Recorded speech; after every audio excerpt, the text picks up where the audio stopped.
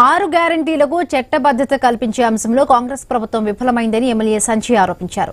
దేవాలయం లాంటి అసెంబ్లీలో అబద్దాలు తెలిపారని అన్నారు. కొత్తగా వచ్చిన గవర్నర్తో కూడా అసత్యాలు పలికించారని మండిపడ్డారు.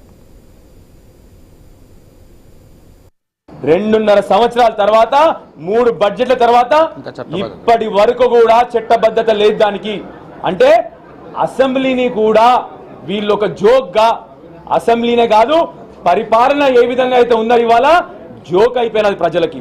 మీరు ప్రజల్ని చేసిన మోసాన్ని ఇప్పటికన్నా చక్కబెట్టండి అని చెప్పేసి ఈ ప్రభుత్వాన్ని రిక్వెస్ట్ చేస్తా ఉన్నాము.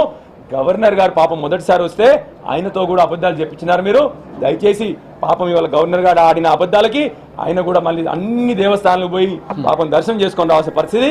మీరెట్లా అయితే ఆ రోజు దేవుడి మీద ప్రమాణం చేసినారో మోసం చేసినారు ప్రజల్ని, ఇవాళ గవర్నర్ గారి పరిస్థితి కూడా అది తీసుకొచ్చినారని చెప్పి ప్రతి మహిళకు 2500 ఇస్తామని చెప్పి మోసం చేశారని ఎమ్మెల్యే కౌశిక్ రెడ్డి ఆరోపించారు. మహిళలకు ఇచ్చిన హామీల గురించి గవర్నర్ ప్రసంగంలో ఎందుకు ప్రస్తావించలేదని ప్రశ్నించారు. యువకులకు 2 లక్షల ఉద్యోగాలు ఇస్తామని మోసం చేశారని అన్నారు. ఇవాళ ఎందుకు మా రైతులకి రైతు బంధు వేస్తలేరని మా తెలంగాణ రైతుల పక్షాన రేవంత్ రెడ్డి గారిని మేము ప్రశ్నిస్తా ఉన్నాం. ఇవాళ బోనస్ ఇస్తామన్నారు.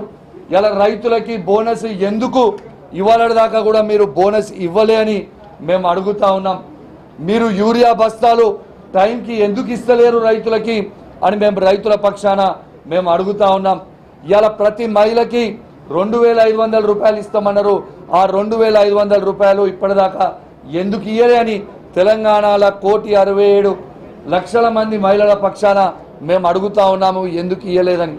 మా తెలంగాణలో పెళ్లి చేసుకున్న ఆడబిడ్డల పక్షాన అడుగుతా ఉన్నాం. కేవలం కేసీఆర్ గారు ఇస్తున్న 1,116 రూపాయలు మాత్రమే వస్తా ఉన్నది. మీ తులం బంగారం ఇప్పటిదాకా ఎందుకు ఇవ్వలేదు అని మేము మా ఆడబిడ్డల పక్షాన అడుగుతా ఉన్నాం. ఇవి బులెటిన్ అప్డేట్స్. మరిన్ని అప్డేట్స్ కొనసాగుతాయి. Keep watching.